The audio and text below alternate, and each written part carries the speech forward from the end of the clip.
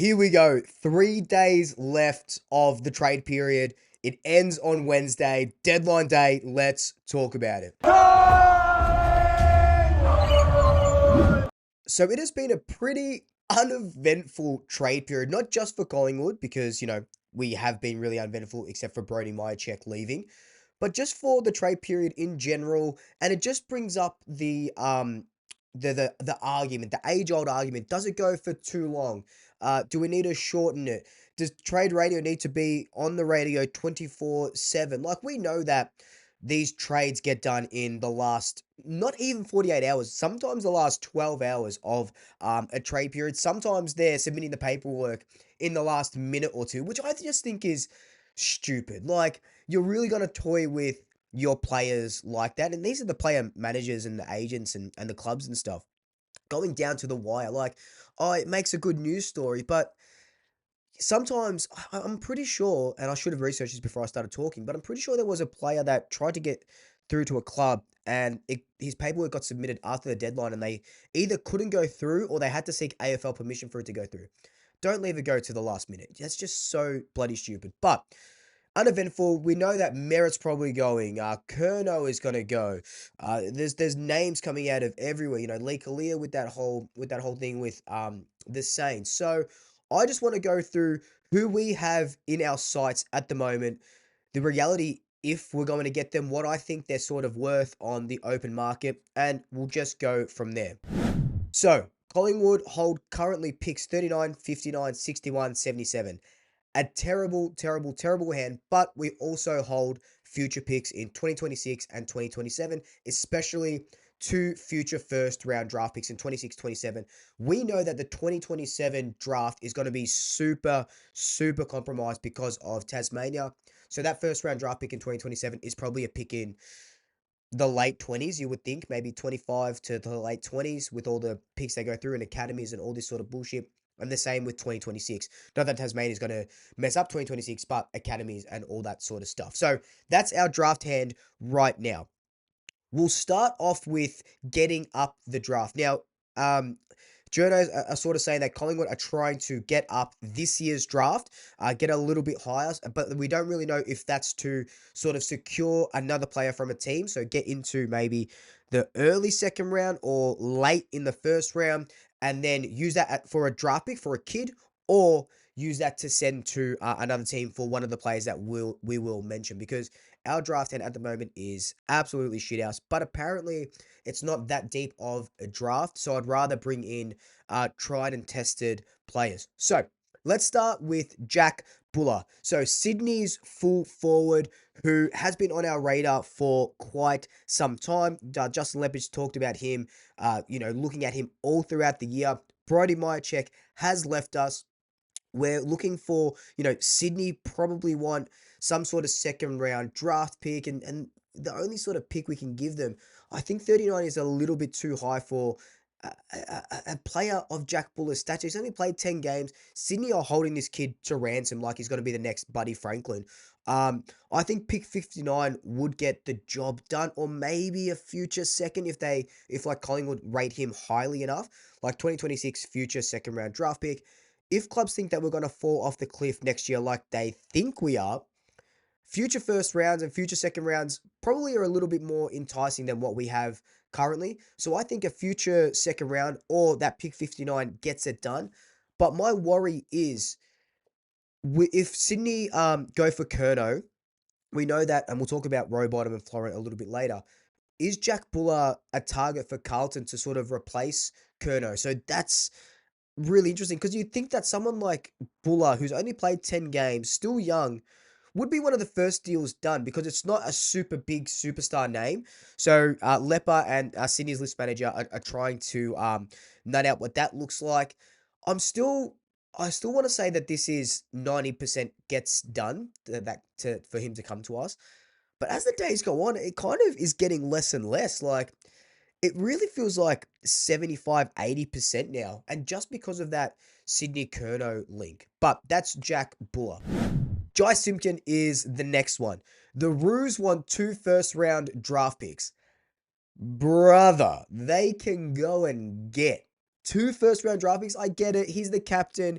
You know, you have to pay the captain's tax. He doesn't want to play for the club anymore if he keeps playing on the wing, which is, neither here nor there, the captain, blah, blah, blah. But not worth 2 first-round draft picks.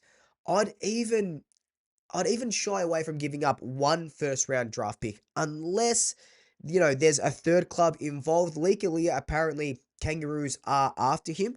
I would love Lee but I don't think that's going to happen. There's been no links between us, but I would have loved Lee in the team. Um, there could be a third team involved. So the Giants send Lee to the Roos send Simpkin to us. We maybe send something to the Giants or something like that. It could be a future first, a future second involved. I think the Simpkin one is about a 45% chance that it gets done. I just, I don't think Collingwood cough up that much draft capital for someone who's on $1 million a season or close to $1 million a season and would walk in as one of the highest paid players at the Collingwood Football Club. I just don't think that happens, so I've got it at about 45%.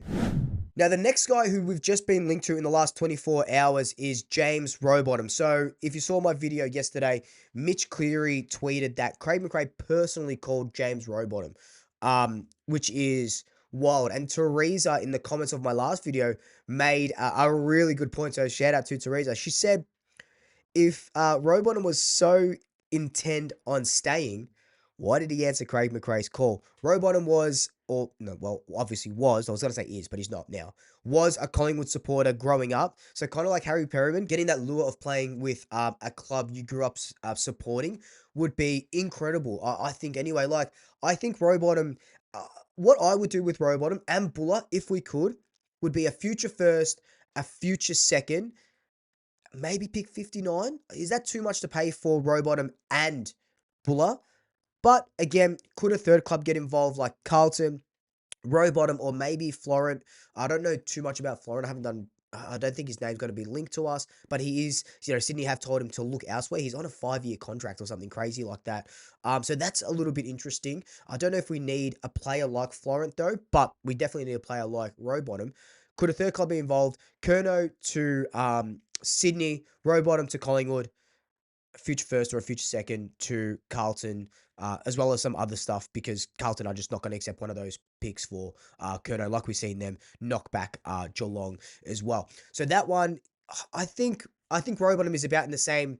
It's in the same sort of ballpark as Simpkin at about 45%.